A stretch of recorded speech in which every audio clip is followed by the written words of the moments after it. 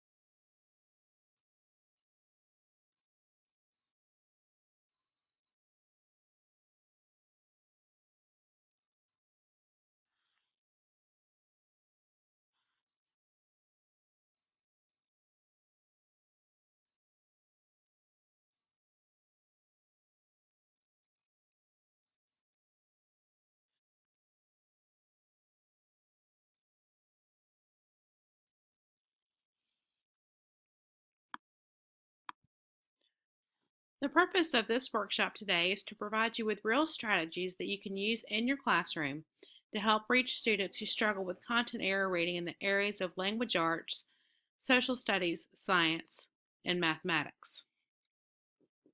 We're going to be focusing on two main areas: reading in the content area and using vocabulary skills to support readers. We're going to discuss how to scaffold the content, how you can have your students work in whole groups, small groups, or individually, and how to engage students with various word learning activities. Our goal for this PowerPoint is to give you valuable resources to use in your reading instruction to provide authentic learning opportunities for your students in all content areas. So before we get started on the strategies, we're going to take a moment to discuss the definitions. Basically, reading comprehension is an ability to understand the meaning or importance of something. So you're reading something, and students reading it, they have to be able to understand what it means and how it's important. And vocabulary is all about words. The words in the language are a special set of words that you're trying to learn. And of course, those two things are very closely related to each other when it comes to reading instruction, because you have to know the vocabulary in order to comprehend what you're reading. So content area reading is very important for many reasons. Whether or not we like it or not, regardless of content we teach, we're all reading instructions. Albert 2010. That basically means it doesn't matter whether you teach science or math or social studies, we're still instructors of reading because all of those content areas have reading integrated into them. As students progress through school, of course, our focus here is first grade, it's elementary. But as students progress through school, it becomes more difficult, the material. The textbooks are technical and full of challenging texts. And high-stakes testing poses a challenge for students to be able to retain what they read. As they move through school, Georgia milestones become more and more content-based. So it's important at such a young age that teachers support their students in the content area reading. So strategies for content area reading are text structuring, teaching students how to use footnotes, figures, captions, and bold print. Walk through the textbook in large or small groups. Help to create flashcards, guided notes for reading, and questioning. Guide students through the material. Here's a sample passage with guided questions on the first grade level about the fox and the frog. So the passage is there, and then there are some guided questions to help the students comprehend what they have read.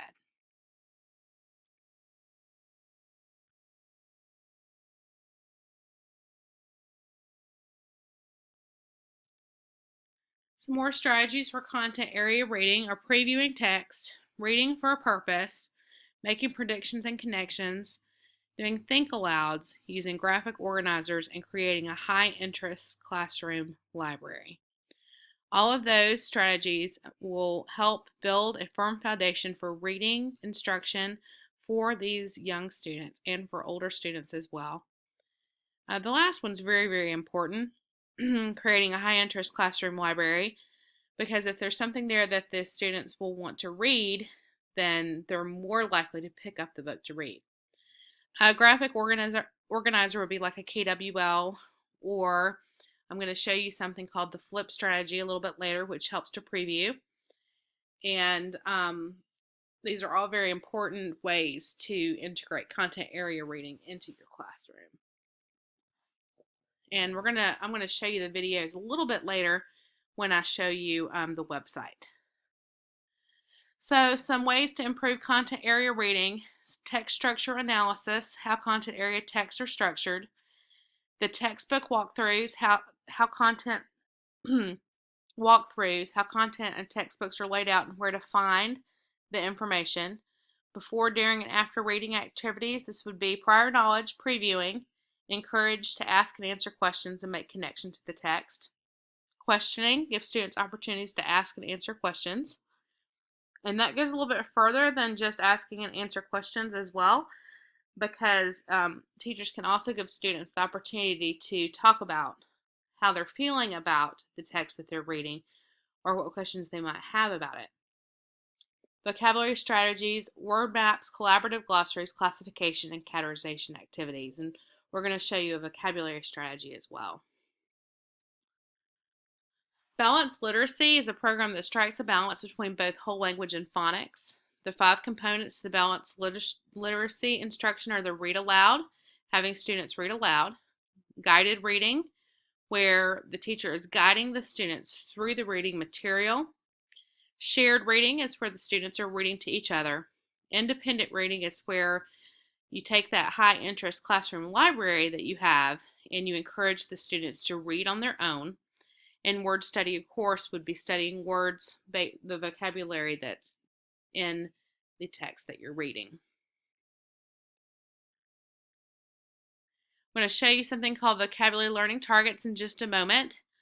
The explicit vocabulary instruction would be pre-teaching the vocabulary words, repeating exposure to the words, the keyword method, word maps, and root analysis. And especially for ELL students or students that are struggling readers, you can restructure the reading materials to make it a little bit easier for them to get through the material.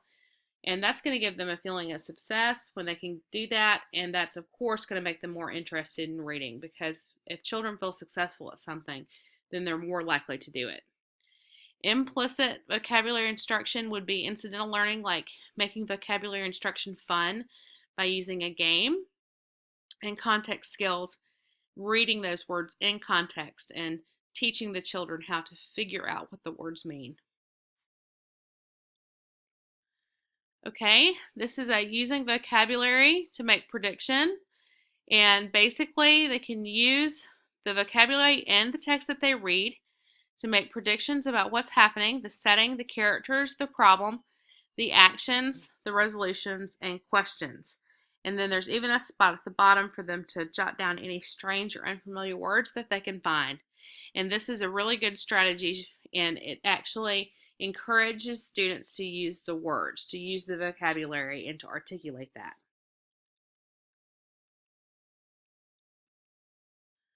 All right, the word storm, where you take a word and then the students answer questions about it.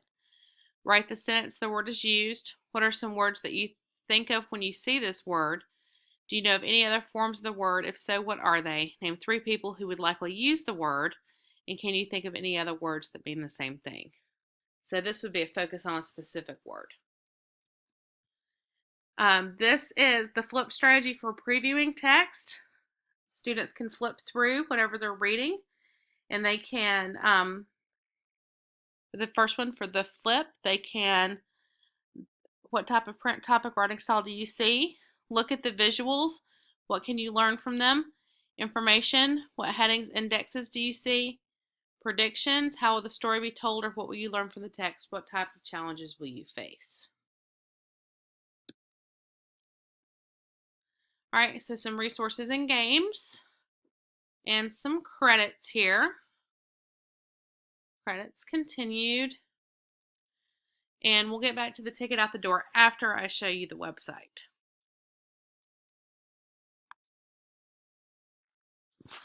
Here's the website that goes along with our reading workshop. So the workshop itself, the screencast, will be at this first link here. I'm going to update that as soon as I'm finished with this screencast, and then you'll have that to watch. Then I'm going to show you a couple of examples of first grade reading, and then something called the quick fire vocabulary game.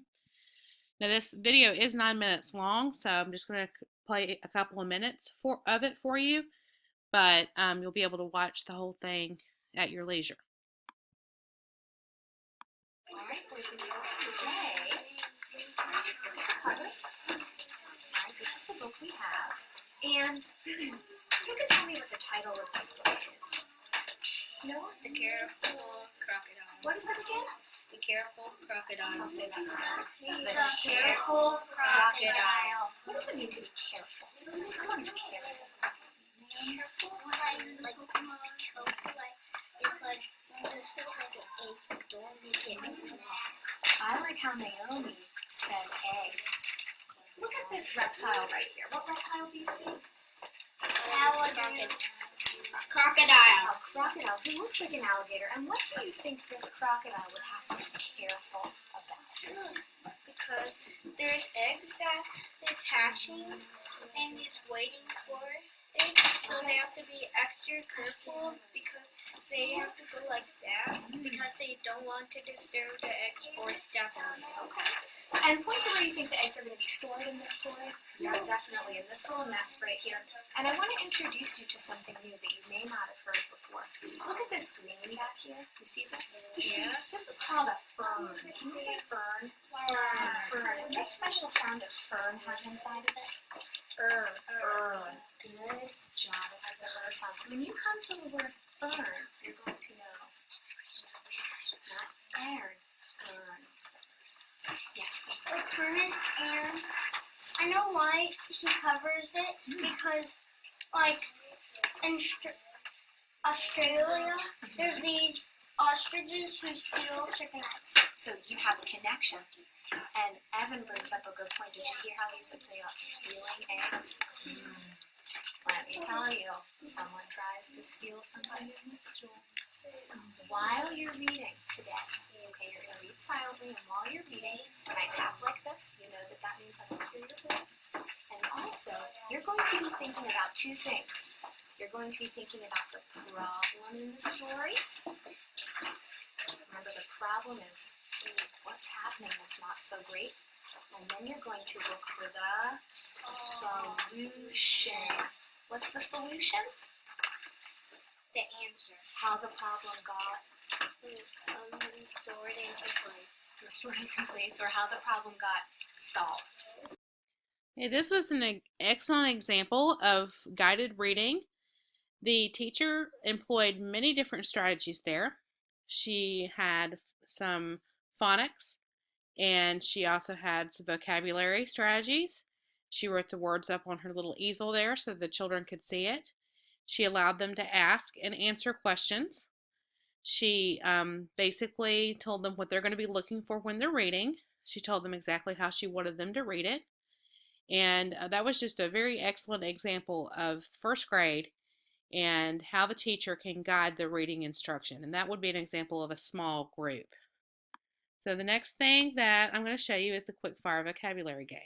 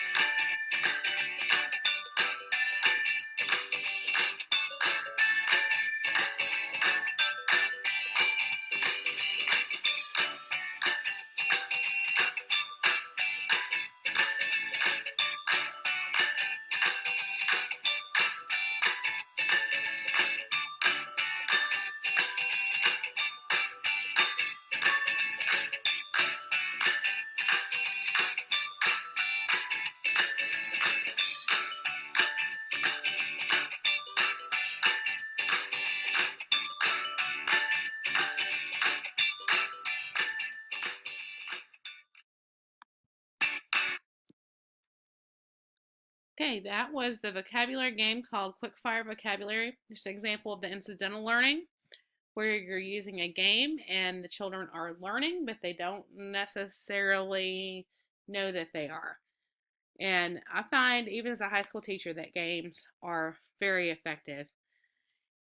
You kind of trick them into learning and they have fun at the same time. All right, the second page of the website are our resources. I have everything here. You've already seen the PowerPoint, of course, but it's there for you. You've seen the vocabogram, which is on the PowerPoint. You've seen the word storm, but you haven't seen the vocabulary learning strategies yet. So I was going to go ahead and show those to you real quick. The vocabulary learning targets.